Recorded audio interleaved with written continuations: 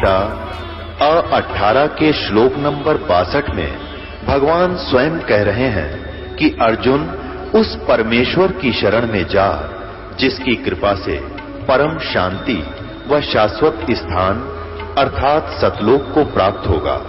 वो परमेश्वर कौन है, कहां है, कैसा है, जानने के लिए कृपया अवश्य सुनिए जगत गुरु तत्वदर्शी संत रामपाल जी महाराज के अमृत वचन। दर्शकों, जगत गुरु संत रामपाल जी महाराज के अद्भुत अलौकिक सत्संग प्रवचनों ने हिंदुस्तान में ही नहीं बल्कि विश्व में एक आध्यात्मिक ज्ञान की क्रांति ला दी है। लाखों श्रद्धालुओं ने हमें इन सत्संगों के प्रसारण के लिए बधाई पत्र भेजे हैं। इसके साथ साथ कुछ श्रद्धालुओं ने कुछ शंकाएं भी हमारे को भेजी हैं। हमने उन सब श्रद्धालुओं की शंकाओं के निवारण के लिए संत रामपाल जी महाराज से भेंट की तथा महाराज जी से उन सभी शंकाओं का निवारण जाना जिसकी जिज्ञासा हमारे दर्शकों में बनी हुई है। तो आइए अब जानते हैं परम पूज्य जगत गुरु तत्वदर्शी संत रामपाल जी महाराज से आपकी हर शंका का समाधान। महाराज जी, गीता अध्याय 15 के श्लोक 4 में कहा है कि तत्वदर्शी संत की प्राप्ति के पश्चात उस परम पद की खोज करनी चाहिए कि जहां जाने के पश्चात प्राणी फिर संसार में लौटकर वापस नहीं आता। उस परम पद को प्राप्त करने की कौन सी साधना है, इसका प्रमाण कहाँ है तथा जो भक्ति विधि व मंत्र आप जी बताते हैं इसका प्रमाण बताइए कि अन्य किस संत ने इस साधना से मोक्ष प्राप्त किया है। महाराज जी, तत्व ज्ञान किया है, कृपया प्रमाण सहित बताइए। श्रीमद् भगवत गीता अध्याय नंबर 8 के 13 में मंत्र में लिखा है, ओम इति एकाक्षरम ब्रह्म विहारण माम अनुसमरण ये परियाति तजन देहम स याति परमाम गति।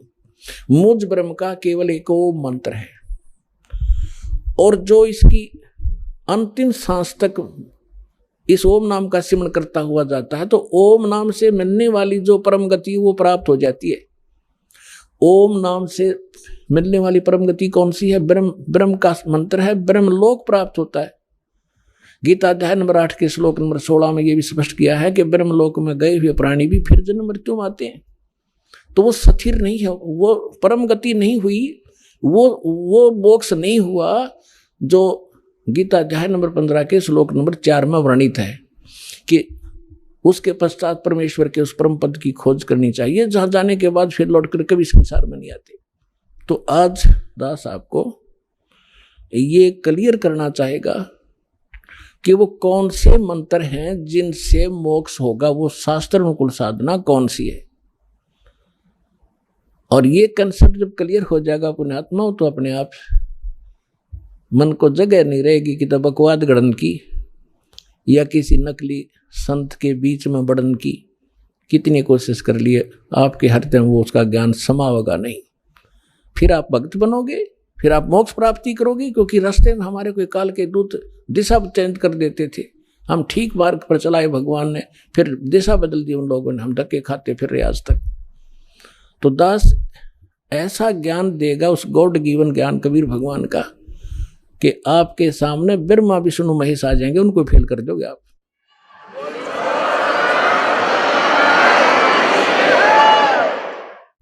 तो सबसे पहले आपको दिखाते हैं कि हमारे पवित्र सदग्रंथ जिनको हम शिरोधार्य मानते थे वो कौन सा मंत्र बताते थे और हमारे नकली धर्मगुरु हमें कौन से मंत्र रटवाते थे। देखिएगा, ये है श्रीमद् भगवत गीता और गीता प्रेस गोरख से प्रकाशित है। जयदयाल गोविंद का इसके अनुवादक हैं। अध्याय नंबर 8 का श्लोक नंबर 13 आपको दिखाते हैं। ये 8 का 13 नंबर, इसमें है ओम इति, ये ओम शब्द है, यहां इन्होंने अनुवाद भी किया है ओम ओम, ये ऐसा ओम प्रणव मंत्र है ये। ओम इति एकाक्षरम ब्रह्म व्यवहारन माम अनुसमरण ये परियाति तजनदेहम स याति परमाम गतिम। इन्होंने अनुवाद ठीक नहीं करना आया, ये लिखा है जो पुरुष, यहां से शुरू होता है इसका, जो पुरुष ओम ओम इस एक अक्षर रूप ब्रह्म को उच्चारण करता हुआ उसके अर्थ स्वरूप मुझ निर्गुण ब्रह्म का चिंतन करता हुआ शरीर त्याग कर जाता है, वह पुरुष परम गति को प्राप्त होता है। हमने ये लेना है कि ये ओम नाम है इसकी पूरी गीता में। पूरी श्रीमद् भगवत गीता में और कोई मंत्र नहीं है जाप करने का, केवल एक ओम मंत्र है। ये है ब्रह्म का, ये कहता है मुझ ब्रह्म का। ओम इति एकाक्षरम ब्रह्म व्यवहारन माम अनुस्मरन् ये प्रयाति तजम देहम स याति परमाम गतिम। ये ब्रह्म बोल रहा है श्री कृष्ण में प्रवेश करके अपने सत्र का ज्ञान तो सही बता रहा है, लेकिन हम भ्रमित थे कि श्री कृष्ण जी बोल रहे हैं। श्री कृष्ण जी को तो पता ही नहीं मैंने गीता में बोला क्या था। अब गीता अध्याय नंबर 17 के श्लोक नंबर 23 में गीता ज्ञानदाता कहता है कि जो वो परमात्मा है, तत्व ब्रह्म है, उसकी भक्ति तत्वदर्शी संत बतावेंगे, उनसे पूछो। और उसका संकेत दिया है ओनली। देखिएगा गीता अध्याय नंबर 17 का, और ये श्लोक नंबर हम यहाँ आएंगे 23 पे। इसमें लिखा कि ओम तत्सत इति निर्देश ब्रह्मण तिर्विध समर्थ ब्राह्मणा तेन वेदा च यगा च विहिता पुरा। ये खुद का अनुवाद करते हैं ओम ओम तत् तत् सत सत। ऐसे यह 3 प्रकार का सच्चिदानंद घन ब्रह्म, ब्रह्मण सच्चिदानंद घन ब्रह्म अर्थात परम अक्षर ब्रह्म का नाम कहा है।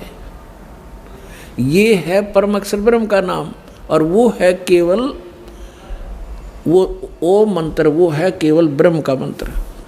अब जो दास आपको सिद्ध करना चाहता है कि ये गीता ज्ञान दाता ब्रह्म है, और ब्रह्म का मंत्र है ओम, और ये ब्रह्मा विष्णु महेश का पिता है।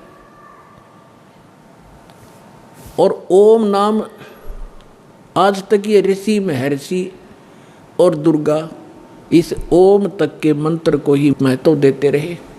इनको वो ओम तत्सत मंत्र का ज्ञान नहीं था जिसे मोक्ष होना है। अब ये तो आपको दिखाया श्रीमद् भगवत गीता में। इससे आपको साथ साथ ये भी क्लियर होगा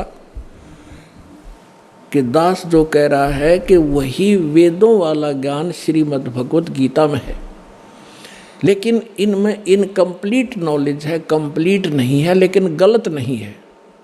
और जो पुराण हैं, उपनिषद हैं, वो ज्ञान यदि इन दोनों शास्त्रों से मेल नहीं खाता है तो वो नकली है, झूठा है, वो शास्त्र विरुद्ध ज्ञान है। जैसे राधे राधे श्याम मिला दे, हरे कृष्ण हरे राम, ओम नमः शिवाय, ओम भगवते वासुदेव नमः, हरेम एम नमः, हरेम रम, इस तरह की जो ना ऊट पटांग से जो मंत्र इन्होंने जाप करने के लिए हमें दे रखे हैं, ये शास्त्र विरुद्ध है। ये मंत्र नहीं है मोक्ष के। ये मंत्र जो दास आपको बता रहा है, जैसे आपको प्रथम मंत्र दिया जाता है जिसमें सभी कमलों में बैठे ये प्रधान, क्योंकि हम इस शरीर में आकर फंस गए, और ये ब्रह्मांड समझो, एक पिंड समझो, एक अंड समझो, ये एक ही है। और हम इसे जब निकलेंगे, जब हम यहाँ के प्रधानों से जो हम सुविधाएं प्राप्त कर रहे हैं, और हम ऋणी हो गए हैं, कर्जवान हो गए हैं, लोन हमारे पर गढ़ा हो गया कर्ज, तो हम इनसे बरी हो जाएंगे, तब हम चलेंगे। तो वो मंत्र भी उस सूक्ष्म वेद के अंदर, तत्व ज्ञान के अंदर वो मंत्र कंप्लीट लिखा हुआ है जो दास आपको देता है। उसके बाद फिर मंत्र है वो सतनाम। ये सतनाम मंत्र भी परमात्मा की वाणी में उस सूक्ष्म वेद में लिखा है, और जिन महापुरुषों ने परमात्मा पाया उन्होंने यही नाम जाप करा, लेकिन सार नाम की छींट भगवान ने लागण नहीं दी। और सार नाम दास भी आपको सार्वजनिक टीवी पर नहीं करेगा, और सतनाम तक आपको संकेत जरूर दूंगा ताकि आपको दृढ़ता आवे कि सचमुच ये है वो सतनाम जो आज तक ढोल पीटा करते, सतनाम सतनाम कराया करते, और इनको सतनाम का कख भी नहीं पता था। सतनाम है क्या चीज़, जो ठेका ले रहे थे सतनाम का, खास कर ये राधा स्वामी पंथ वाले। इनको खुद नहीं मालूम सतनाम सतलोक है, सचखंड है के सांग है। यो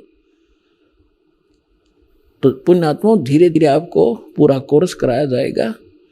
नए बच्चे आते हैं, ये सामूहिक शिक्षा स्थल है। इसमें प्रथम कक्षा के बालक भी आते हैं, इसमें दूसरी कक्षा के भी हैं, इसमें 10वीं वाले भी हैं, इसमें PhD वाले भी हैं और MA B.Ed वाले, BSc वाले भी हैं। तो उन सबके स्तर का थोड़ा थोड़ा ज्ञान इसमें सामूहिक बताया जाता है। तो जिसके जो स्तर का होगा उसको उतना ही ग्रहण हो जाएगा। अब आपको दिखाते हैं यजुर्वेद अध्याय नंबर 40 के मंत्र नंबर 15 को। इसमें भी यही कहा है, देखिएगा। और इसके अनुवादक हैं महर्षि दयानंद, प्रकाशक हैं सार्वदेशिक कार्य प्रतिनिधि सभा 2/5 महर्षि दयानंद भवन, रामलीला मैदान, नई दिल्ली से। और ये यहां से छपा है, Prince Offset Printers 1510 Pataudi house, Daryaganj, New Delhi से। अब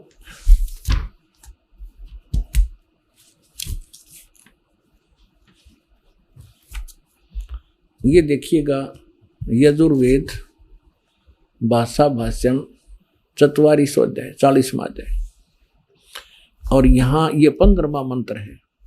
इसमें क्या लिखा है कि वायु अनिलम अमृतम अथिदम भस्मांतम शरीरम ओम करतो समर किलबे समर करतुम समर। कितना सिंपल मंत्र है। और इस अनुवाद करता नाड़ी ने महर्षि दयानंद ने अड़ंगा कर रखा है। क्या लिखा है? करतो माने हे कर्म करने वाले जीव तू शरीर छूटते समय। अब ये ओम मंत्र है ना, ओम, इस क्योंकि इनका अनुवाद कर रहा है ये करतो, ये ओम ब्रैकेट में ले लिया। अब इसने आगे ये नहीं लिखा कि ओम नाम को स्मरण कर, क्योंकि ये खुद अज्ञानी था। अनुवाद भी अड़ंगा कर दिया। यहां लिखना था ओम ओम, जैसे श्रीमद् भगवत गीता के अनुवादकर्ताओं ने ओम को प्रणव लिखा है, ऐसे लिखना था। जो इस ओम का जाप कर, और इसने क्या कर दिया देखिए, बालक भी समझ ले इसको। इसने लिखा कि कर्तो माने हे कर्म करने वाले जीव तू शरीर छूटते समय ओम, इस नाम वाच्य ईश्वर को स्मरण कर, ना कि ओम को स्मरण नहीं कर। है ना अज्ञान इसका। यहां लिखना था इस ओम को स्मरण कर। किलबे माने अपने सामर्थ्य के लिए परमात्मा और अपने रूप का स्मरण कर। कर्तव्य माने अपने किए स्मरण, अपने किए का स्मरण कर। इसका संस्कार वायु धनंजय, वायु अनिलम कारण रूप वायु को, कारण रूप वायु अविनाशी कारण को धारण करता। इसके अनंतर यह शरीर नष्ट होने वाला, सुखादि का आश्रय शरीर अंत में भस्म होने वाला है सतदान। ये कोई है सिर पैर इसका? है कोई अनुवाद इसका? इसका शर्म दर्द हो जाए इस अनुवाद न पढ़ के आदमी। क्या निष्कर्ष दिया इसने? इसका सीधा सा अर्थ है वायु अनिलम भस्मातम शरीरम, अथिदम भस्मांतम शरीरम, और ओम करतो समर। करतो माने काम करते करते ओम का सिमरण कर, और किलबे माने कलबलाहट के साथ, विशेष कसक के साथ, विशेष तड़फ के साथ भगवान का सिमरण कर इस नाम का। और कर्तुम माने अपना मूल उद्देश्य जानकर मनुष्य जीवन का काम ही भक्ति करना है। इस उद्देश्य को से परिचित होकर ओम नाम का जाप कर। और जब शरीर छोड़कर जाएगा, तेरा जो प्राण है, वायु माने प्राण, जीव, तेरा जो जीव है, जब तू शरीर छूटेगा तेरा, उस समय इस ओम नाम के जाप से जितना अमृतो, जो परम गति तेरी होनी है, इस तक होगी। और यही श्रीमद् भगवत गीता अध्याय नंबर 8 के श्लोक नंबर 13 में गीता ज्ञानदाता कहता, ओम इति एकाक्षरम ब्रह्म विवरण माम अनुसमरण ये प्रयाति तजन देहम सयाति परमाम गति। मुझ ब्रह्म का केवल एक मंत्र है। अब इन दोनों सदग्रंथों से मिलकर इसका निष्कर्ष सही निकलेगा। और तीसरा परमात्मा वाला ज्ञान तो सारा अंधेरा हटावेगा, उसको हम बाद में छेड़ेंगे। तो पहले आप जिन सदग्रंथों पर आधारित हैं इन्हीं में प्रमाणित किया जाए, ताकि आपकी बुद्धि आगे कैच करने योग्य हो कि आगे भी जो बोलेगा दास सारी सच्ची होंगी। अब इन दोनों सदग्रंथों से, पवित्र वेद और पवित्र गीता से ये सिद्ध हो गया कि दोनों एक ही जैसा ज्ञान रखते हैं। अब इसमें थोड़ा सा 40वें अध्याय का 10वां मंत्र और दिखाता हूं आपको। ये देखिएगा, ये 40वें अध्याय का और ये मंत्र है 10वां। इसमें क्या लिखा है? हे मनुष्य, जैसे धीराणाम मेधावी योगी विद्वानों से, धीराणाम माने तत्वदर्शी संतों से जो वचन सुनते हैं, ये वेद ज्ञानदाता कह रहा है, जैसे गीता में कह रहा हुआ है जो का तुम। और वे जो लोग हमारे लिए विचक्षरे माने विस्तार पूर्व कहते हैं, जो वे लोग संभवात माने संयोग जन्य कार्यों से, असंभवात माने उत्पन्न नहीं होने वाले कारण से। ये तो अटपट कर रहा था, इन्हें तो भांग का टूटा मार के और बैठ जाता, जो एंड बेंड अनुवाद कर दिया मैं ऋषि मान्य रहे थे इसने। अब इसमें संभवात माने उत्पन्न होना, ये स्पष्ट है इन्हीं के शब्दों में। असंभवात माने उत्पन्न नहीं होने वाला, और संभवात माने जन्य यानी उत्पन्न होने वाला। संभवात माने उत्पन्न होने वाला, इसका सीधा सा अर्थ है कि कोई तो आहु माने कहते हैं, कोई तो कहते हैं कि परमात्मा उत्पन्न नहीं होता, और कोई कहते हैं कि परमात्मा उत्पन्न होता श्री राम और श्री कृष्ण रूप में। तो इसमें लिखा है कि जो वो धीराणाम माने मेधावी विद्वान तत्वदर्शी संत, जिनका ज्ञान टिकाऊ है, दृढ़ ज्ञान जिसके पास है सच्चा, वे जो वचन सुनाते हैं,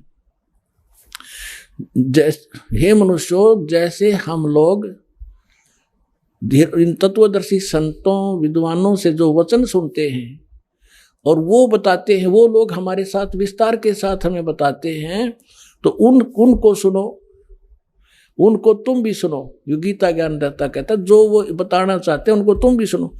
इससे सिद्ध है कि वेद में कंप्लीट ज्ञान नहीं है, जैसे गीता का ज्ञान है वैसा ही है।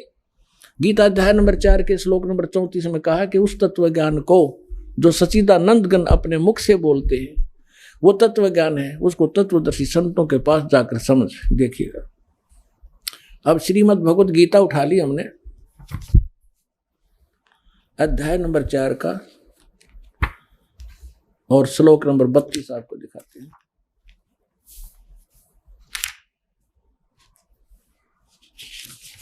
ये देखिएगा, गीता अध्याय नंबर 4 का ये श्लोक नंबर 32 है। इसमें इन्होंने यहां गड़बड़ कर दी। इसमें एक ब्रह्मणे शब्द है, ब्रह्मणे मुखे, इन्होंने अनुवाद किया कि इस प्रकार और भी बहुत तरह के यज्ञ, यज्ञ माने यज्ञ यानी धार्मिक अनुष्ठान, इन्होंने ब्रह्मणे का अर्थ कर दिया वेद की वाणी में, मुखे माने वाणी में। यहाँ लिखना था सच्चिदानंद घन ब्रह्म परम अक्षर ब्रह्म ने जो अपने मुख कमल से बोली वाणी उसमें। अब ये ब्रह्म जहां ये विचलित हो गए वहां अनर्थ कर डाले इन्होंने, ब्रह्मणे का अर्थ यहाँ वेद लिख दिया। और यहाँ देखना 17वें अध्याय का भी आपने पढ़ा था, 17वें अध्याय का जो 23वें श्लोक में ये ब्रह्मणे शब्द है, यहाँ विचलित नहीं हुए।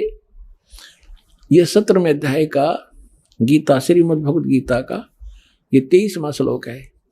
इसमें है ओम तत्सति निर्देश है ब्रह्मणे, ये ब्रह्मणे शब्द है, उसमें भी है त्रिविध समर्थ है। इसमें इन्होंने सही किया कि ओम ओम तत् सत सत, ऐसे ये 3 प्रकार का ब्रह्मणे माने सच्चिदानंद घन ब्रह्म यानी परम अक्षर ब्रह्म का नाम कहा है। ये परम अक्षर ब्रह्म सच्चिदानंद घन ब्रह्म यानी ब्रह्म से अन्य कोई ब्रह्म है।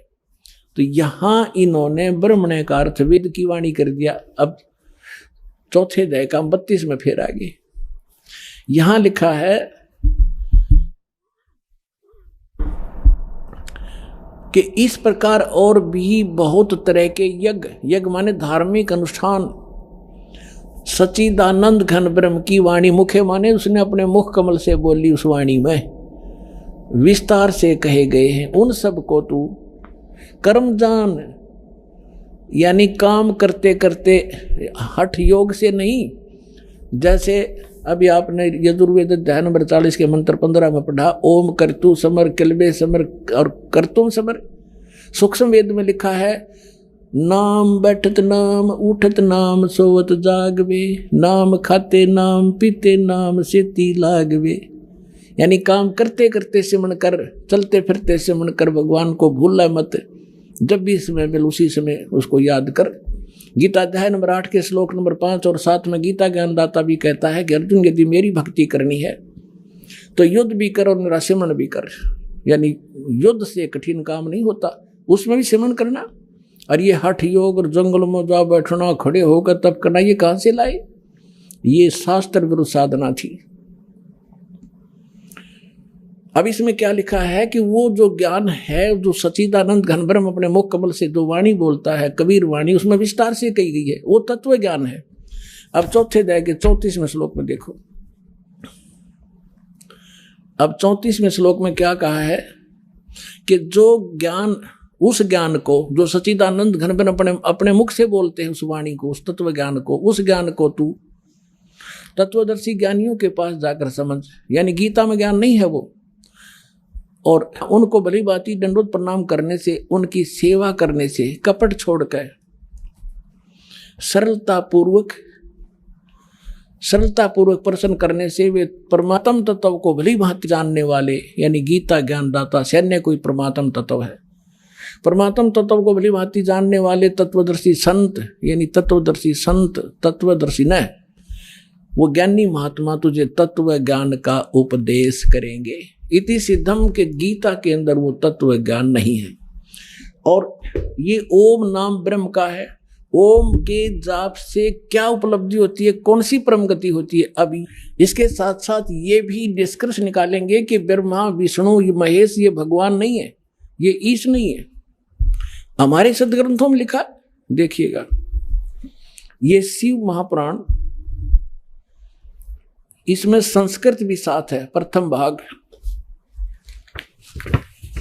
ये कहां से छपा है? श्री शिव महापुराण, विद्यावरिधि पंडित ज्वाला प्रसाद जी मिश्रकृत, हिंदी टीका सहित, खेमरा श्री कृष्णदास प्रकाशन, मुंबई।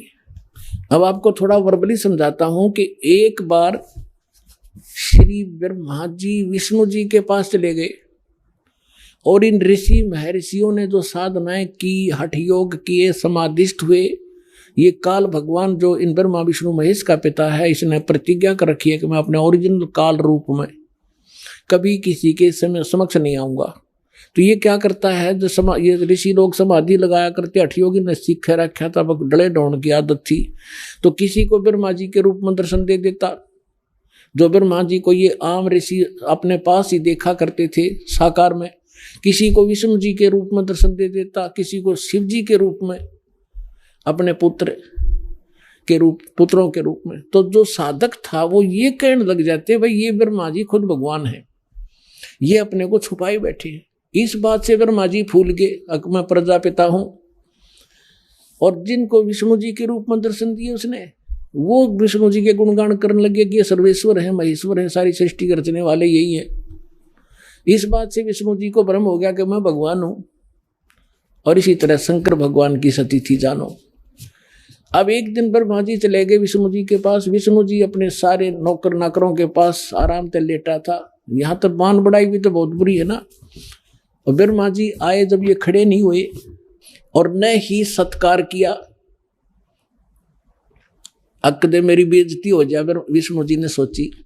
तो ब्रह्मा जी ने कहा कि मैं तेरा बाप आया हूं और तू मुझे देखकर आकड़ पाड़ा है। विष्णु जी बोला कि मैं तेरा बाप हूं, तो मेरी नाभि कमल से उत्पन्न हुआ है। ब्रह्मा जी कहने लगे कि नहीं, सारा संसार मेरे से उत्पन्न हुआ है और मैं सर्वेश्वर हूं, सबका उत्पन्न करता हूं। इस बात पर दोनों का झगड़ा हो गया। फिर ये काल ने इनके बीच में एक लिंग खड़ा कर दिया, तेजों में स्तंभ, बहुत लंबा चौड़ा। ये झगड़ा भूल गए, उसका और छोर खोजन लगे। ये पुराण में लिखा है, विष्णु पुराण। फिर वो खुद आएगा अपने पुत्र शिव जी का रूप बना के, और फिर लग गया इनको ज्ञान देने कि तुम भगवान नहीं हो, अपने आप को भगवान मान बैठे। ये देखिएगा, अब हम इस पुस्तक से आपको क्लियर करेंगे। श्री शिव महापुराण, विद्यावरिधि पंडित ज्वाला प्रसाद जी, मिश्रकृत हिंदी टीका सहित, खेमरा श्री कृष्णदास प्रकाशन मुंबई। इसके ये देखिएगा, विद्वेश्वर संहिता है ये, 11 पृष्ठ पे विद्वेश्वर संहिता अध्याय 6 भाग 1। इसमें लिखा है, नंदीकेश्वर बोले, जो शंकर भगवान का वाहन है, नंदीकेश्वर बोले कि हे योगेंद्र, आगे एक समय विष्णु भगवान शेष शैया पर अपने गरुड़ादि पार्षदों से संयुक्त लक्ष्मी सहित शयन करते थे, लेटे हुए थे। उस समय ब्रह्म ज्ञानियों में श्रेष्ठ ब्रह्मा जी अपनी इच्छा से वहां आए। सब प्रकार से सुंदर सेज पर शयन करते हुए कमल लोचन विष्णु जी से पूछने लगे, तुम कौन हो जो मुझे देखकर अभिमानी पुरुष के समान शयन करते हो? हे वत्स, हे बेटा। ब्रह्मा जी बोले विष्णु ने, विष्णु जी से कहने लगे कि हे बेटा उठो, मैं तेरा जनक आया हूं। हे वत्स उठो, देखो मैं तुम्हारा स्वामी आया हूं। आए हुए स्वामी, आए हुए गुरु को देखकर, गुरु माने बड़े को, जो अभिमान करता है उस द्रोही मूड का प्रायश्चित होना उचित है। यह सुनकर विष्णु जी के अंतर में तक क्रोध हुआ, अंदर तक घना गुस्सा हुआ, पर ऊपर तक शांत, लोग दिखावा शांत रहा, बाहर से शांत रहे और बोले कि वत्स, ए बेटा तुम्हारा मंगल हो, बैठो इस आसन पर विराजो। इस समय तुम्हारा नेत्र कुटिल और मुख वक्र क्यों हो गया, यानी टेढ़ा मुंह क्यों कर रहा है, टेढ़ी आंख क्यों कर रहा है तू? आजा बैठ जा बेटा। ब्रह्मा जी बोले, हे वत्स, हे बेटा विष्णु, तुमको समय के प्रभाव से अभिमान है। हे पुत्र, मैं तुम्हारा रक्षक और जगत का पिता हूं। विष्णु जी बोले, ये सब जगत मुझ में स्थित है, तुम चोर के समान किस प्रकार अपना कहते हो? तुम मेरी नाभि कमल से उत्पन्न हुए हो, इससे मेरे पुत्र हो, मुझे पुत्र कहना व्यर्था है। अब तो देखो पुण्यात्माओं, ये हमारे आचार्य शंकराचार्य, ये भी हमारे धर्मगुरु, इनकी पूजा करवाया करते। बालका तो भी कमजोर बुद्धि के व्यक्ति है। एक 4th कक्षा के बच्चे लड़ा कर आपस में, और फिर टीचर उनसे पूछता है क्यों झगड़ रहे थे, इधर आओ। उनमें से कहता जी ये यूं बोला, मैं तेरा बाप है। वो दूसरा कहता ना जी पहले यूं बोला, अब मैं तेरा बाप है। इसलिए लड़े थे हम, एक दूसरे को नो पकड़ रहे थे। ये हमारे भगवान लड़ा आपस में, वो कह मैं तेरा बाप, वो नो कह मैं तेरा बाप, तू मेरा बेटा। और फिर इनके बाप ना आके इनका छुटकारा करवाया। अब ये तो प्रसंग आगे ज्यादा ना बताकर, क्योंकि विषय आज थोड़ा सा दूसरा है।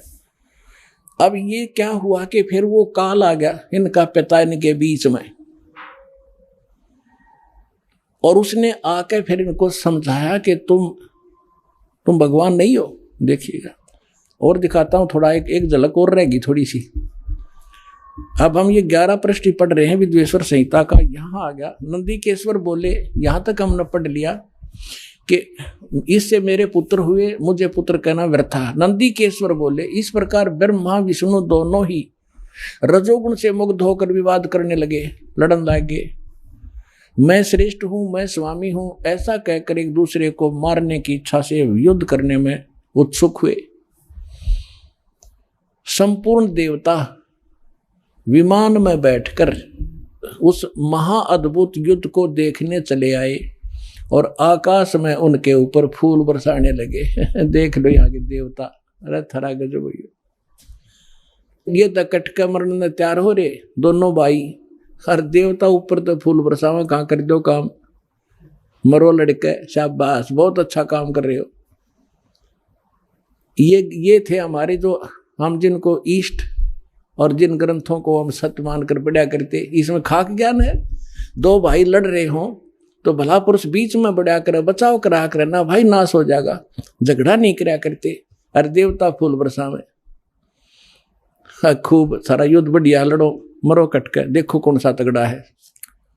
अब फिर जब ये खुद आ गया, उनके बीच में खड़ा हो गया, स्तंभ खड़ा कर दिया। रविश अपने पुत्र शिवजी के रूप में खड़ा हुआ है काल, अब फिर ये क्या बताती है, देखिएगा 17 पृष्ठ पे विद्वेश्वर संहिता। अब 17 पृष्ठ पर आ गए हम। विद्वेश्वर संहिता भाग 1 अध्याय 9, वो 5 था। इसमें फिर यहीं से शुरू होता है कि नंदीकेश्वर फिर आगे बता रहे हैं। नंदीकेश्वर बोले, इस प्रकार भगवान ने उन नम्र हुए ब्रह्मा और विष्णु पर अनुग्रह करके क्या बताया, उनसे आगे फिर तो सारी सेना से उठाए। आगे क्या बताया कि उस सब को अपनी शक्ति से जीवित करा। यहां लिखा है, और उन दोनों की अज्ञानता, ब्रह्मा विष्णु महेश की अज्ञानता और वैर को दूर करने के अर्थ, यानी दूर करने के अर्थ उन दोनों से कहा, ब्रह्मा और विष्णु से कहा। उस काल ने वो भगवान जो आया था उसने क्या बताया कि मेरे सकल और निष्कल भेद से 2 रूप हैं, परंतु और ईश्वर नहीं। इस कारण से उनके 2 रूप नहीं हो सकते। पहला सतम रूप जो पिलर खड़ा कराया था, पीछे मूर्तिमान जो विष्णु के शिव के रूप में खड़ा हुआ, वो रूप धारण किया। तो इससे ब्रह्म रूप निष्फल नहीं, निष्कल है, वो निराकार है। और ईश्वर रूप सगुण, मैं शंकर रूप में तो सगुण हूं, और वो सतम खड़ा कर दिया था, वो निष्कल था। अब क्या कहता, ये मेरे ये दोनों रूप सिद्ध हैं, दूसरे किसी के नहीं हो सकते। इस कारण से तुम दोनों को अथवा दूसरों को ईश्वरत्व की प्राप्ति नहीं हो सकती। तुमने जो अज्ञानता से अपने को ईश माना, अपने आप को भगवान मान लिया, मैं भगवान हूं, मैं भगवान हूं, यह बड़ा ही अद्भुत हुआ। उसे दूर करने को ही मैं रण स्थान में आया। अब तुम अपना अभिमान त्याग कर मुझ ईश्वर में अपनी बुद्धि लगाओ। मेरे प्रसाद से लोक में सब अर्थ प्रकाश करते हैं। एक तो यह सिद्ध हो गया कि ब्रह्मा विष्णु और शिव जी ये भगवान नहीं है। या अब तक तो ब्रह्मा और विष्णु के बारे में इसने कहा है कि तुम ईश नहीं हो, तुम भगवान नहीं हो, तुमने अपने आप को गलती से अपने आप को भगवान मान लिया। आगे देखो, मैं ही परब्रह्म हूं और मेरा ही अकल और अकल रूप है। ब्रह्म होने से मैं ईश्वर हूं, अनुग्रह आदि का मेरा कर्तव्य है। यहां फिर बताया है, और जगत के वर्धक होने से मैं ब्रह्मा हूं। हे ब्रह्म केशव, समतव और व्यापक होने से मैं आत्मा हूं। मैं इस सब का ईश हूं, मैं सब का ईश हूं, ये सब मेरा है और तुम भगवान नहीं हो। तुमने जो अज्ञानता से अपने को ईश माना, ये बड़ा ही अद्भुत हुआ। इसके दूर करने के अर्थ करने को ही मैं रण स्थान में आया। अब यहां कह रहा है कि मैं इस सब का ईश्वर हूं और ये सब मेरा है, मेरे सिवाय किसी दूसरे का नहीं है। प्रथम तो ब्रह्म तो ज्ञान से के निमित्त निष्कल ब्रह्म का प्रादुर्भाव हुआ, यानी इसने खंभा खड़ा किया। फिर इसमें मैं ज्ञात स्वरूप हूं और पीछे प्रगट दर्शन देने के निमित्त साक्षात ईश्वर तत्क्षण में सगुण रूप हुआ हूं। अब मैं तेरे सामने खड़ा हूं। अब यहां देखिए पुण्यात्मा, अब ये इनको समझा रहा है ब्रह्मा विष्णु महेश। ब्रह्मा और विष्णु फिर इससे प्रश्न करते हैं, ज्ञान सुने हैं, फिर ये क्या बतावा है देखना। ये क्या कहता है ब्रह्मा और विष्णु को, हे पुत्रो, यह कृत आपने तप से प्राप्त किए हैं। ब्रह्मा और विष्णु ने जो कृत यानी जो पोस्ट प्राप्त की है, ब्रह्मा की पदवी, विष्णु शिव की पदवी, तुमने तपस्या करी और फिर मैंने खुश होकर तुम्हें ब्रह्मा के पद पर बना बिठा दिया, इसको विष्णु पद बना दे दिया। ये देखिए, हे पुत्रो, यह कृत यानी जैसे उत्पत्ति और सतीथि का, ये कृत आपने तब से प्राप्त किए हैं जो कि सृष्टि, उत्पत्ति और पालन कहता है, सो मैंने प्रसन्न होकर तुम्हें दिए हैं।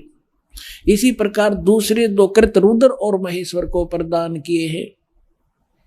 अब 2 तो ये ब्रह्मा विष्णु महेश, ब्रह्मा और विष्णु हो गए 2 पुत्र, और 2 ये बता दिया रुद्र और महेश, इनको भी कहते, ये भी 4 हो गए। और बोलनी आयु 5वां है।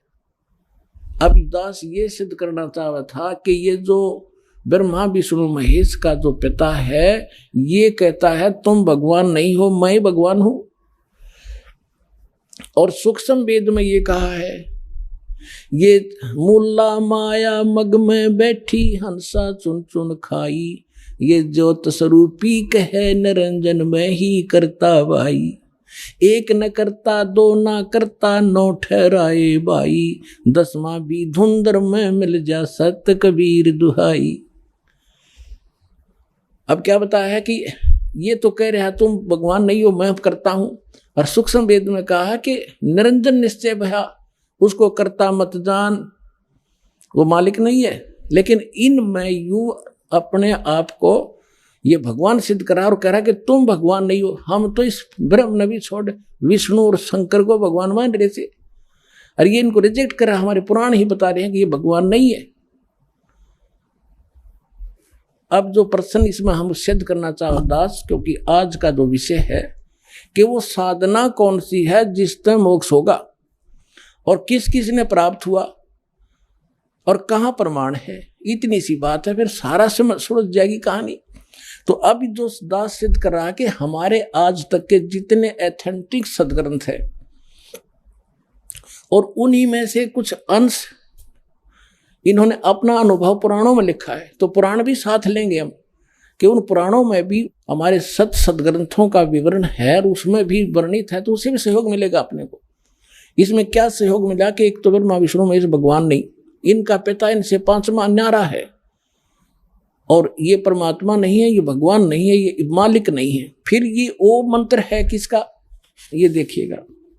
यहां अब हम आगे 19 पृष्ठ पे विद्वेश्वर संहिता शिव महापुराण और विद्वेश्वर संहिता भाग 1 अध्याय 10 में आगे हम यहां से शुरू करते हैं। इस कारण उस ज्ञान की सिद्धि के निमित्त ओंकार नामक मंत्र जप करो। ब्रह्मा विष्णु महेश को कह रहा है कि तुम ये ओम नाम का जाप करो, ये अभिमान दूर करने वाला है, और सोई निज मंत्र उपदेश करते हैं। यह ओंकार मेरे मुख से उत्पन्न होने से, ये काल कह रहा है ब्रह्म, मेरे मुख से उत्पन्न होने से मेरे ही स्वरूप का बोधक है, रूप का बोधक है, और ये महामंगल करने वाला है। यह वाचक है, मैं वाच्य हूं। यह मंत्र मेरा आत्मा है, इसके स्मरण से मेरा स्मरण होता है। ब्रह्मा विष्णु महेश का पिता है ये ब्रह्म, मेरा स्मरण होता है ओम। ओम का उत्तर की ओर के मुख से अकार उत्पन्न हुआ, पश्चिम के मुख से उकार, दक्षिण के मुख से मकार, और पूर्व के मुख से बिंदु, और मध्य के मुख से नाद उत्पन्न हुआ। इस प्रकार 5 प्रकार से यह निर्गत हुआ, वह सब एक होकर ओम ऐसा एक अक्षर हो जाता है। अब हम आते हैं श्रीमद् भगवद गीता अध्याय नंबर 8 के श्लोक नंबर 13 पे। उसमें लिखा कि ओम इति एकाक्षरम ब्रह्म व्यवहारण माम अनुसमरण ये परियाति तजन देहम सयाति परमाम गतिम। मुझ ब्रह्म का एक केवल ओम अक्षर है, इति नथिंग एल्स ओनली, और अंतिम सांस तक सिमरण करता शरीर छोड़कर जाता है, वो परम गति को प्राप्त होता। कौन सी? इस ओम से मिलने वाली परम गति। अब यहां सिद्ध हो गया कि खुद कहता है कि इन सब से मिलकर अकार उकार मकार बिंदु से मिलकर ये एक ओम अक्षर हो गया, सिद्ध हुआ। और ये गीता में लिखा कि ओम इति एक अक्षरम, ये ओम एक अक्षर माम ब्रह्म मुझ ब्रह्म का है। और ये खुद कहता है मेरा ये एक मंत्र है और मेरे ही बोधक है, मेरा ही जाप करने का है। और पुण्यात्माओं जो ये हमें मूर्ख बनाते हैं, ओम नमः शिवाय कहते ये 5 अक्षरों का बन गया। इसमें कहीं भी मूल संस्कृत में ये ओम नमः शिवाय इस पुराण में भी नहीं लिखा, और ना यह अनुवादकर्ता ने अनुवाद किया है इस पुराण में। गीता प्रेस गोरखपुर से अनुवादित एक सचित्र मोटा टाइप से पुराण में अनुवादकर्ता ने अलग राइटिंग में लिखा है ओम नमः शिवाय शिवाय यू है 5 मंत्र का, और इसमें स्पष्ट लिखा है अकार मकार उकार बिंदु और नाद से मिलकर ये 500 से अव से एक होकर ओंकार मंत्र हुआ है। अरे अड़ा दिया वहां पर ओम नमः शिवाय बढ़ा दिया इसका, इसमें कोई ओम नमः शिवाय नहीं है, क्योंकि श्रीमद् भगवद गीता में और वेदों में जो मंत्र है वो शास्त्र अनुकूल साधना, उसके अतिरिक्त कोई बनाता वो सत साधना नहीं है। अब ये प्रश्न हो गया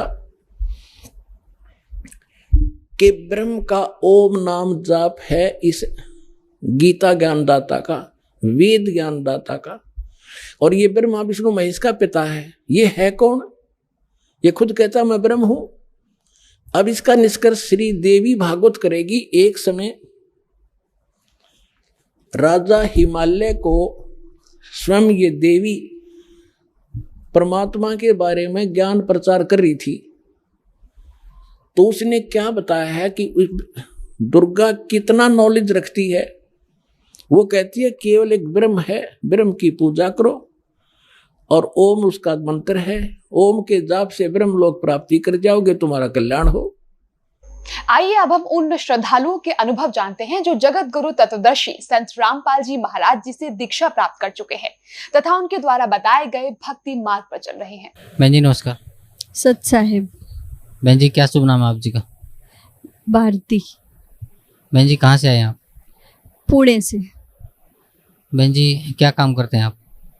मेरी टैक्स की ऑफिस है, हम टैक्स का काम करते हैं। वहाँ मैं कुछ लीगल डॉक्यूमेंट्स बनाती हूँ और एडमिनिस्ट्रेशन देखती हूँ। बहन जी संत रामपाल जी महाराज की शरण में आने से पहले आप कौन सी भक्ति करते थे? मैं कृष्ण भगवान की भक्ति करती थी और माता जी की करती थी। तो जो कृष्ण भगवान जी की आप भक्ति करते थे या माता जी की आप भक्ति करते थे, उस भक्ति से आपको क्या लाभ मिलता था?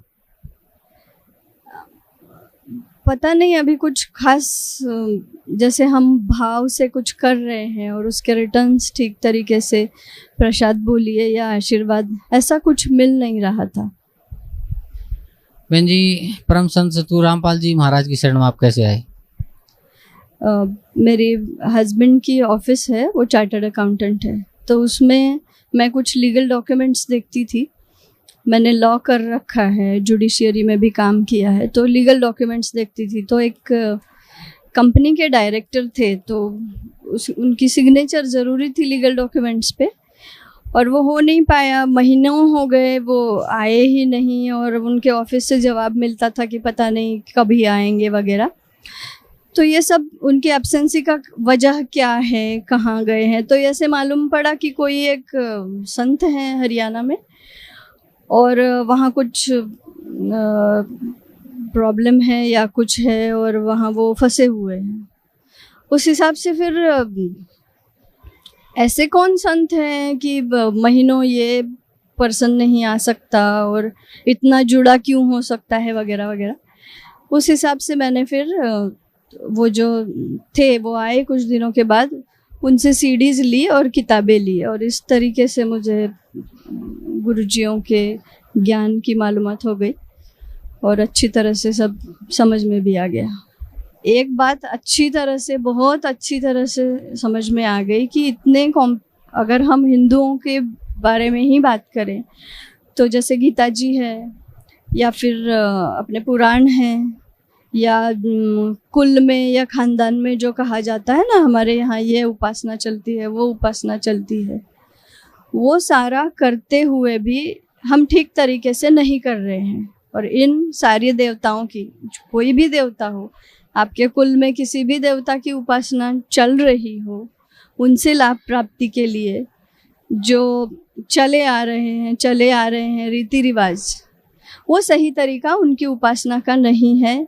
ये बात अच्छी तरह से मेरे समझ में आने के बाद मैंने तुरंत गुरुजी से नाम ले लिया।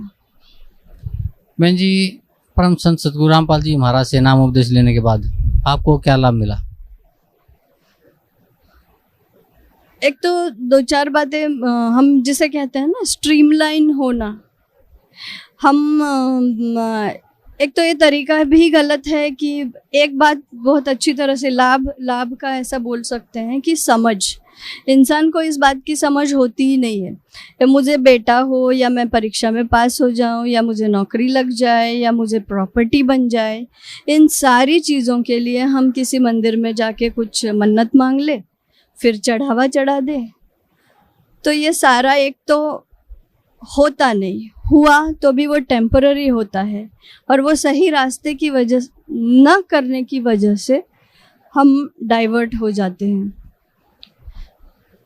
संत रामपाल जी महाराज के प्रवचनों से या फिर वो जैसे सरलार्थ बोलेंगे वेदों का या गीता जी का जो सरलार्थ करते हैं और उपासना मार्ग का वेदों में जो बताया गया है या गरीबदास जी के वाणी में या कबीर साहब के वाणी में, उसका सरलार्थ करके हमें जो रास्ता समझाते हैं वो समझ में आने के बाद ये सबसे बड़ा लाभ है इंसान के लाइफ में। इससे बड़ा लाभ नहीं हो सकता कि हमारी एक तो अपेक्षा, ये कोई मार्केट तो है नहीं, आप 25 पैसे डाल दो छोटा लाभ मिलेगा, 2500 रुपये और डाल दो और बड़ा लाभ मिलेगा, वो सब टेम्पररी होगा। सही तरीका क्या है इन देवताओं की उपासना करने का, ये मुझे उनके प्रवचन सुन के और सारे सरलार्थ वगैरह सुन के अपनी सोच से और उनकी कृपा से समझ में आया। तो बहन जी, आपका कहने का मतलब है कि परम संत सतगुरु रामपाल जी महाराज से नाम उपदेश लेने के बाद आपको एक यथार्थ भक्ति समझ में आई कि किस भगवान की भक्ति करनी चाहिए, कैसे करनी चाहिए। तो उस भक्ति का जो परम संत सतगुरु रामपाल जी महाराज ने आपको भक्ति दी है, उस भक्ति का आपको क्या लाभ मिला है? आध्यात्मिक हो, भौतिक हो, शारीरिक हो, वो कृपा हमारे दर्शकों को बताइए। देखो, ये एक तो मैंने बताया ना आपको कि सही तरीके से हम किस तरीके की शारीरिक लाभ, भौतिक लाभ, ऐसा हम मेजर करके क्या क्या बता सकते हैं। मैंने बताया आपको कि जो चीज़ कहीं कुछ बढ़ रही है वो स्ट्रीमलाइन हो गई। मेरे लाइफ में भक्ति मार्ग क्या होगा वो फिक्स हो गया। वो किसी के कहने से, दबाव से या समाज के कुछ लोग अच्छा बोल रहे हैं आपको, इस वजह से नहीं हुआ, खुद की समझ से हुआ, वो हो गया। और अब लाइफ चल रही है, अच्छी तरह से चल रही है। पहले थोड़ा सा डिस्टर्ब था। बहन जी, भक्त समाज को आप क्या संदेश देना चाहते हैं? पता नहीं संदेश देने का मुझे अधिकार भी है या किस तरीके से, लेकिन एक बात बहुत साफ है, बहुत साफ मतलब बहुत साफ, कि जो भी देवी देवता हैं परमेश्वर है, परमेश्वर है। आपको उनकी उपासना, भक्ति जिसे बोलते हैं, वो करनी पड़ेगी। और वो करने का सीधा रास्ता, जैसे कि ब्रह्मा विष्णु महेश की तो भक्ति हम नहीं करेंगे, नहीं करना चाहिए। गीता जी में हिंदू का बहुत माना गया, या एक अच्छी परसेंटेज, अच्छी तादाद में लोग गीता जी को पढ़ते हैं ना, उसका पाठ भी करते हैं। उसमें ही लिखा है ना कि रजगुण, तमगुण, सद्गुण, इन 3 की भक्ति करने वाला राक्षसी स्वभाव का, मनुष्यों में नीच और मूर्ख होता है। फिर उस हालत में भक्त समाज ने ये सोचना चाहिए कि वो अगर मूर्ख होता है तो फिर हम तो, अब सुशिक्षित समाज हो, चाहे अनपढ़ हो, चाहे गरीब हो, अमीर हो, स्त्री हो, पुरुष हो, कोई भी ये नहीं चाहेगा कि मैं मनुष्यों में नीच हूँ, मैं राक्षसी स्वभाव वाला हूँ। मैं समाज में देखती हूँ लोग स्टेटस के नीचे या अपने किसी आर्थिक परिस्थिति की वजह से रात में तो दारू पिएंगे, मांस भी खाएंगे और बड़े धूमधाम से हमारे कुल में तो चलता है करके जो भी उनके देवी देवता हैं उनकी पूजाएं करते हैं। भक्त समाज को क्या ये बात समझना नहीं चाहिए कि आप शराब पियोगे, मांस खाओगे और ऐसी कोई भक्ति करोगे, आप संत रामपाल जी महाराज के यहाँ आओगे तो ये बात ठीक तरीके से समझ में आती है कि सही भक्ति क्या होती है। आपका स्टेटस कुछ भी हो, इस इस जन्म के आगे, इस शरीर के जन्म के आगे भी कुछ है और जो आपके साथ अंत तक चलता है। कितने भक्त लोग इस बात की सोच करते हैं, हम बहुत पढ़े लिखे हैं, हमारी स्टेटस अच्छी है, हमारी इनकम अच्छी है, ऐसा सोच के ये लोग भक्ति एक तो करते नहीं, करते तो मनमानी करते हैं। भक्त समाज को मैं ये कहना चाहूँगी कि पहले इस बात को आप समझिए क्या कि भक्ति कैसी की जाती है। परमेश्वर है, सही है, उनकी भक्ति भी करना चाहिए, ये भी सही है, लेकिन हम मनमाने तरीके से या हमारे जो कुलों से चलता आ रहा है, शायद कहा सुनी में, देखा देखी में ये बातें आगे आगे बढ़ती गई। हमने कभी उसे हमारे ग्रंथों के साथ, जो टेक्स्ट है, जो प्रॉपर गाइड हैं, उनके साथ हमने कभी जोखा परखा नहीं है। तो भक्त समाज से मैं विनती करूंगी कि अगर आप चाहते हैं आपके जो भी इष्ट हैं उनसे आपको पूरा पूरा फल मिले, और पूरा फल मिलने के लिए उसकी भक्ति विधि क्या है ये जाननी है। हमारे वेदों में, गीता जी में, या जिस भी टेक्स्ट पे आप पूरा भरोसा करते हो वो सही है क्या, वो समझने के लिए उसका अर्थ क्या है, उसमें सही सही क्या लिखा है, उसका सही सरलार्थ क्या है, ये समझने के लिए आपको संत रामपाल जी महाराज की शरण में आना होगा। वो जो बता रहे हैं उस पर गौर करना होगा, समझना होगा, और अगर ईश्वर की कृपा हुई और वो जो बता रहे हैं, बताने की कोशिश कर रहे हैं, वो समझ पड़ा, तो फिर आपसे बड़ा फल पाने वाला कोई होगा नहीं। लेकिन आओगे नहीं, समझोगे नहीं, हमारा कुल, वहाँ की मर्यादा, बड़ों ने जो कहा वो झूठ कहा क्या, या हम पढ़े लिखे हैं, या हमारी फैमिली स्टेटस क्या है, या फिर समाज में हमारा क्या होगा, इन सारी बातों को ध्यान में लेके सत्य से मुंह मोड़ोगे तो आज नहीं तो कल उसका परिणाम बहुत गलत आएगा। बहन जी, परम संत सतगुरु रामपाल जी महाराज ने दुनिया के सभी धार्मिक गुरुओं को शास्त्रार्थ के लिए आमंत्रित किया है, तो आपको कैसा लगता है? एक तो ऐसी बात हो जाती है कि किसी को भी अपना ईगो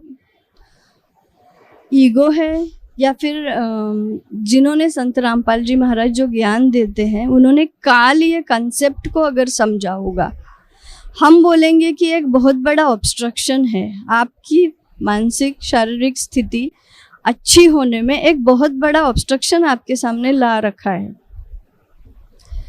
ये ऑब्स्ट्रक्शन को पार करने के लिए मुझे मेरा ईगो छोड़ना पड़ेगा, समझना पड़ेगा। ये बातें ध्यान में न आने की वजह से हमारे गुरुजी ने जो सबको बुलाया है चर्चा के लिए, ये तो बहुत अच्छी बात है, लेकिन उन्हें ये बात समझनी होगी कि चलो सामने वाला जो कह रहा है वो क्या कह रहा है उस पर गौर करें, और हमारे पास अगर जवाब है तो आगे आके दे। इसलिए बहुत अच्छा लगता है कि उन्होंने जो एक तरीके से जिसे बोलेंगे कि चुनौती दी है कि मैंने जो सरलार्थ किया है, मैंने जो मतलब निकाला है वो सही है, ये मतलब निकाला गया नहीं है, इट्स द मीनिंग। और ये बात समझने के लिए उन्होंने बहुत धर्मों के लोगों को आमंत्रित किया है कि मैं जो कह रहा हूँ इससे परे अगर कुछ है, आपका कहना उससे परे है, क्योंकि बिहेवियर में या आप जो उपासना मार्ग चला रहे हो उसमें मैं जो बोल रहा हूँ उस तरीके से तो आप नहीं कर रहे हो। आपके धर्म ग्रंथों का या अपने धर्म ग्रंथों का, कोई भी हो, किसी भी धर्म ग्रंथ का एक्चुअल मीनिंग ये रहा और इस तरीके से हमने चलना है, और उस तरीके से तो आप सब लोग नहीं चल रहे हो, सीधी सी बात है। अब उन्होंने शास्त्रार्थ के लिए या चर्चा के लिए या आमंत्रित किया है, तो फिर ये उनका बड़प्पन नहीं होगा क्या कि या तो आके सिद्ध कर ले कि उनकी जो राह है वो सही है और हमारे गुरुजी जो बता रहे हैं वो ठीक नहीं है, सही नहीं है। उस हिसाब से ये एक बहुत अच्छी ही पहल है। सिर्फ सामने वाला कितना निर्भय और अपने ज्ञान के प्रति आशंकित नहीं है तो वो जरूर आएंगे। नहीं आए तो इसका मतलब हम निकाल सकते हैं कि शायद वे अपने ज्ञान के प्रति आशंकित हो।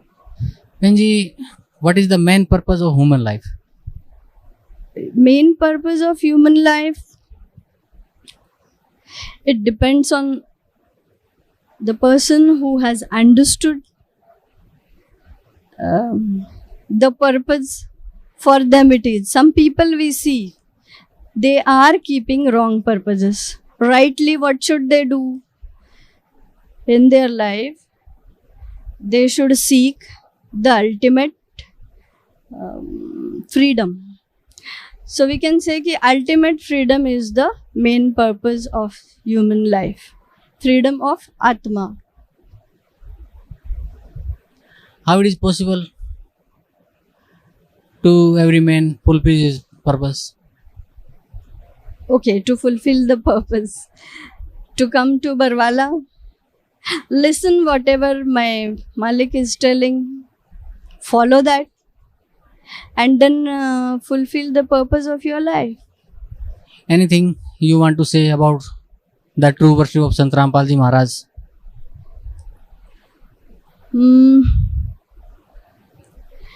I really one chance means I'm seeking one chance from society to because I have seen while propagating this knowledge or discussing those things in the society, so I am telling ki they are not at all ready to listen. So I will request everybody, listen whatever he is telling.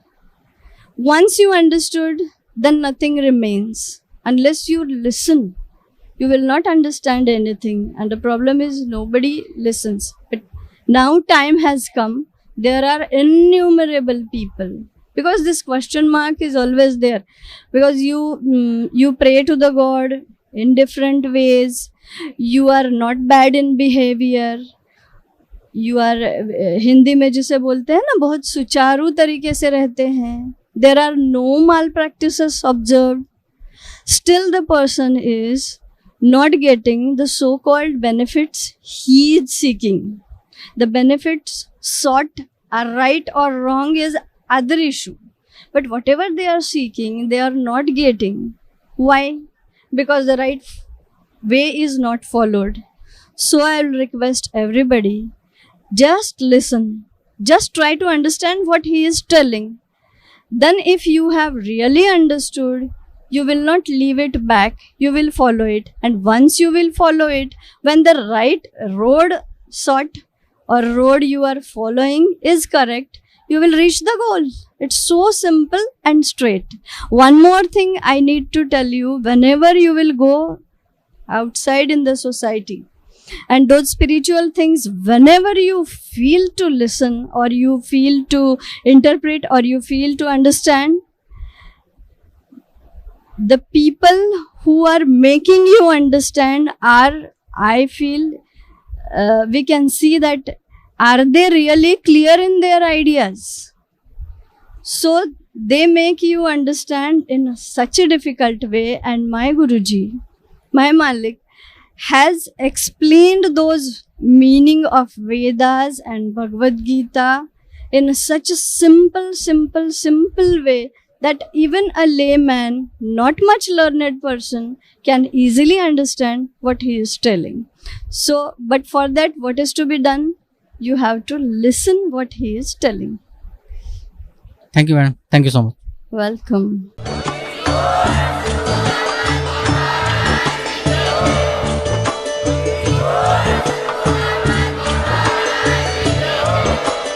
आप सुन रहे थे जगत गुरु तत्वदर्शी संत रामपाल जी महाराज जी के मंगल प्रवचन। अधिक जानकारी के लिए विजिट कीजिए हमारी वेबसाइट www.jagatgururampalji.org। संत रामपाल जी महाराज जी के शुभ आशीर्वाद से पूरे विश्व भर में 500 से भी ज्यादा नाम दीक्षा केंद्र हैं, जिन पर संत रामपाल जी महाराज जी द्वारा ऑनलाइन निशुल्क नाम दीक्षा दी जा रही है। अपने नजदीकी नाम दीक्षा केंद्र का पता करने के लिए संपर्क करें 8222880541।